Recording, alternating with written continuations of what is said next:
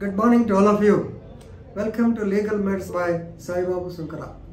Today we are going to discuss a case law in which the High Court, Jharkhand, that is Ranchi, Jharkhand High Court, Sanjay Kumar Chaudhury, he asked the state of Jharkhand to frame guidelines for arresting the accused under 41A Crpc, particularly giving them the acknowledgement.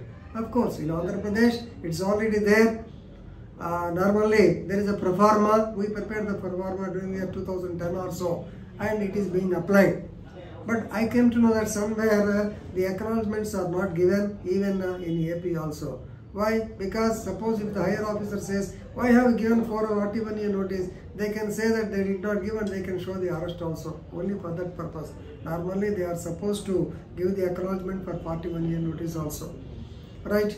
So why this thing has come? Because normally you have to hear the brief analysis of this case also. This is a case of 498A, then section 3 and 4 of the Dowry Prohibition Act, 498 IPC.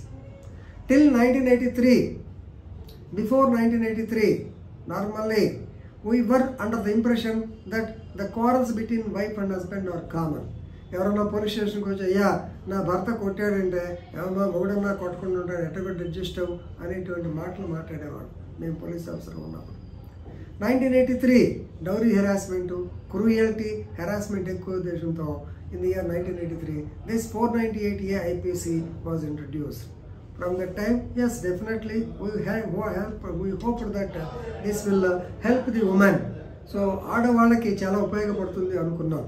కానీ after so many years, almost 30 years now, a stage has come where this is being mostly misused. అందుకనే Chandra Kumar versus union of India, దానికి ఎందుకు లేదు, మనకి Mahesh Kumar case ఉంది కదా, ఆ కేసులో 41A నోటీస్ ఇవ్వమన్నారు. ఇది మీకు అంతా తెలిసిందే. కానీ చాలా చోట్ల 41A నోటీస్ ఇచ్చామంటున్నారు, కొన్ని చోట్ల పిలవట్లేదు, కొన్ని చోట్ల రాంగ్ అడ్రస్ పంపిస్తున్నారు. రకరకాల సంఘటనలు జరుగుతున్నాయి. సో ఈ కేసుకు వచ్చినప్పటికీ please read the cases. Mahesh Kumar Chaudhury and others. Actually the case was booked against Mahesh Kumar Chaudhury, his wife Meena Devi, his sons Tinku and Golu, his son maybe daughter-in-law Sani, and another person Aman Chandrasekhar. 6 persons. So normally మనకు తెలిసిందేది, అమ్మాయి కోపం ఉంటే భర్త, తర్వాత అత్త, మామ, ఇంట్లో ఉన్నటువంటి ఇంట్లో లేనటువంటి ఆడబిడ్డలు అందరి మీద పెట్టేస్తారు కేసు. అదే జరిగింది. 6 persons were accused in this particular case.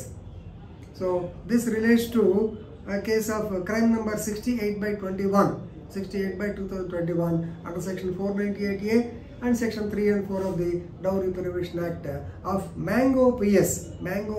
This is maybe in Jamshedpur, I believe. Right? So the woman, actually if you know the facts of the case, it is better for you for appreciation.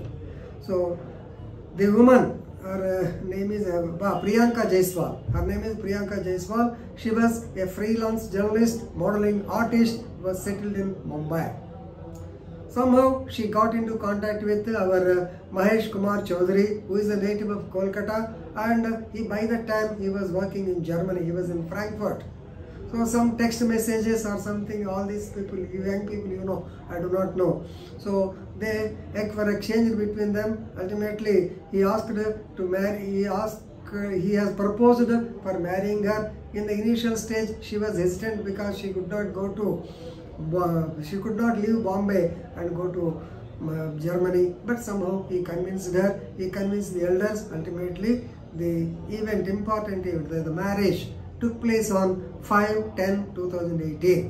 So మొత్తానికి 2018లో పెళ్ళైన తర్వాత, so actually both of them belong to different communities. So therefore the marriage was performed under special marriage act.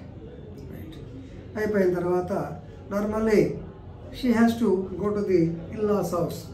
On 18/1/2019 she joined the so-called in-law. She went to the in-laws house to lead lead life for some time only. She has to go to Bangkok, that is Germany, right? So actually on 18/1/2009, right in front of the relatives and friends, her father-in-law and mother-in-law, they stated that her father agreed to give some 50 lakhs as dowry, one car and one flat in so-called Calcutta, but he did not give, so they hated at him. Actually, her father has spent about 60 lakhs for the marriage and engagement function. So somehow she felt bad, whatever it is, as a lady she has kept quiet ultimately. So she joined her husband in Germany, right? So he has arranged the visa, literally he has arranged the visa. He has gone early and later she joined him in Germany. Actually on 18/4/2019 she went to Germany. So things were good for a few months. Later his real colors came out. Then he was also asking, he harassed her in different ways because he used to leave her alone, go to the office, come back late in the nights, and he used to abuse her every day. And whenever he gets a call from his parents, he is asking for the so-called, even though not directly asking, he is demanding for the dowry. Ultimately, she was subjected to harassment even in Germany. She could not inform anybody. So ultimately, I think she came back. On one day, I think he has given a message, I am not inclined to come back. Then she informed the parents through her brother. She purchased the ticket and came back to India on 5/12/2019.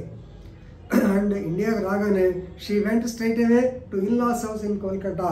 So in-laws house kelte, mother-in-law pushed her outside, and actually she was hit to the wall, and they did not allow her to come inside, and she has చాలా జరిగిందంటది. Why did నువ్వు ఎందుకు చచ్చిపోతే మావాడికి రెండవ పెళ్లి చేసేవాడి కదా, రకరకాల ఉంది.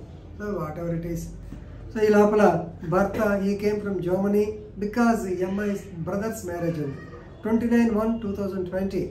So ఈ మ్యారేజ్ కోసం ఫాదర్లా వాళ్ళంతా వాళ్ళ ఈ అమ్మాయి తల్లిదండ్రులు వచ్చి వాళ్ళు ఇన్వైట్ చేయటం, హోల్ ఫ్యామిలీని ఇన్వైట్ చేశారు. All of them went to some village, భద్రవమ అంట యూపీలో విలేజ్కి వెళ్ళారు. హోల్ ఫ్యామిలీ వెంట. ఈవిడ చెప్పే ప్రకారం husband came not to attend this marriage. Actually he wanted to attend his close friends marriage. What ever it is, he attend the marriage, right. అయిపోయిన తర్వాత దెన్ వన్స్ అగైన్ ఇతను ఈ అపాలగైజ్ టు హర్ లిటరల్లీ, పొరపాటు అయిపోయింది, లేదు జరిగిపోయింది, parents మాట్లాడుతూ ఉంటారు. No want to come back to Germany అంటే బిలీవింగ్ హిమ్ నెక్స్ట్ మంత్. యాక్చువల్గా ఈ మ్యారేజ్ 29/1/2020 కాబట్టి నెక్స్ట్ మంత్ ఫిబ్రవరిలో she went back to Germany. But there once again atanu he started harassing her, he is abusing her. He did not supply her food also.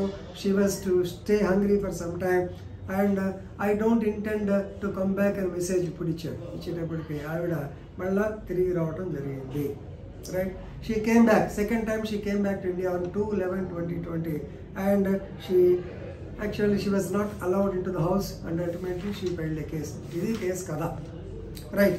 So ఇవన్నీ omnibus allegations, quite common, ప్రతి వాళ్ళు చెప్పేది ఇదే. నిజమవుతుందో invest దర్యాప్తులో తేలుతుంది. Ultimately a case has been registered in Mango PS, and actually as usual పోలీసులు ఏముంది ఆమె చెప్పింది రాసుకున్నారు, ఛార్జ్ షీట్ పడేశారు. వాళ్ళ మీద పడేస్తూ ఒక రోజున సడన్గా they came to Kolkata and take in to custody of these two, father and mother of the so-called Mahesh Kumar Chaudhury. So actually వచ్చారు, సడన్గా వచ్చిన తర్వాత సరే మొత్తానికి తీసుకొచ్చిన తర్వాత అరెస్టు, బెయిల్ కూడా అయిపోయింది. 41 నోటీస్ ఇచ్చారు, మొత్తానికి అయిపోయిన తర్వాత మిగతా వాళ్ళ మీద now police filed the charge sheet without arresting the main person in Germany. ఏం చేయాలి? సో నార్మల్ ఇంటర్పోల్ నోటీసులు ఆ నోటీసు మొత్తానికి వారెంట్ ఇచ్చారు. వారెంట్ ఇచ్చినాక సిబిఐ ద్వారానో సిబిఐ ద్వారా వీళ్ళు దండాలు నిలబడాలి. అయిపోయిన తర్వాత మిగతా వాళ్ళ సంగతి ఏంటి? 41 నోటీస్ ఇచ్చారా లేదా ఎవరికీ తెలియదు. సో మిగతా 5 ఇతను కలిపి 6 వారెంట్లు ఇచ్చేశారు. ఇది magistrate court, right. Magistrate court ఇచ్చిన తర్వాత now they filed a petition for quashment 482 కింద వచ్చారు. వచ్చినప్పుడు కథ అంతా బయటపడింది. హైకోర్టులో వచ్చింది. సంజయ్ కుమార్ ద్వివేది ఈయనంతా చూసి whether 41A notice was given or not. These people say, అయ్యా నా రోజు పలానా వచ్చి మమ్మల్ని తీసుకెళ్లారు. యాక్చువల్గా ఎవరు జార్ఖండ్ పోలీసులు రాకుండా డైరెక్ట్గా కోల్కతా పోలీసు ఇన్ఫర్మేషన్ లేకుండా వాళ్ళే వచ్చారు, పట్టుకెళ్ళారు. మేము అలసేది కోల్కతా పోలీసులు చెప్పినా సరే ఏదో కేసు ఉందంటాయా పొండి అన్నారు, తీసుకెళ్ళి మమ్మల్ని వదిలిపెట్టారు సార్ అంటారు వీళ్ళు. మరి 41 ఇచ్చినట్ట లేదా ఎవరికీ తెలియదు. సో మిగతా వాళ్ళ మీద వారెంట్ అంటే okay there is some meaning. So ఇచ్చిన దగ్గర మీద వచ్చేటప్పటికి here High Court has taken very seriously. You see, the liberty of two persons is at jeopardy. It was taken away. What is the use of Mahesh Kumar versus State of Bihar? State of Bihar case 2014. ఈ problems ఉండమంటే కదా Mahesh Kumar వచ్చినప్పుడు ఏమయ్యా harassment case 498A 7 సంవత్సరాల కన్నా తక్కువ కాబట్టి definitely you have to release them under 498A under 41A CRPC. 41A CRPC అంటే ఏమిటి? 41A CRPC అంటే if the police officers wanted to arrest the person, they have to give him notice in first. In a cases where the punishment is below 7 years. ఏ కేసుకైనా శిక్ష 7 సంవత్సరాలు ఉంటుందంటే దానికన్నా తక్కువ ఉండే 7 సంవత్సరాలు తక్కువ ఉండే కేసుల్లో ముందు 41A నోటీస్ ఇవ్వాలి. వచ్చిన తర్వాత ఎక్యూజ్డ్ని ఇంట్రాగేట్ చేసుకోవాలి. అయిన తర్వాత వీడు పారిపోతాడు అనుకుంటే అరెస్ట్ చేయవచ్చు. కాదు ఇతను మనం ఎప్పుడు రమ్మంటే అప్పుడు వస్తాడు. ఎందుకంటే పర్పస్ ఆఫ్ అరెస్ట్ ఏంటి? Purpose is only to see that the accused person attends the court on every day of adjournment. That's all.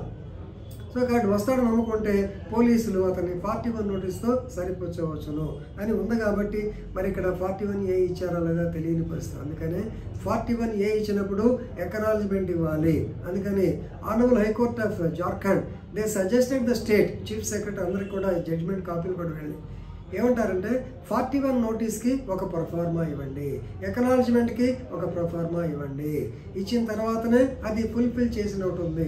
లేకుంటే 41A నోటీస్ తీసుకున్నాను వాళ్ళు అంటారు, ఇవ్వలేదని వీళ్ళు అంటారు, కన్ఫ్యూజన్ వస్తుంది. కాబట్టి please frame guide lines for 41A CRPC notice. So this is the crux of the judgment. Please read it and enrich your legal knowledge. Thank you.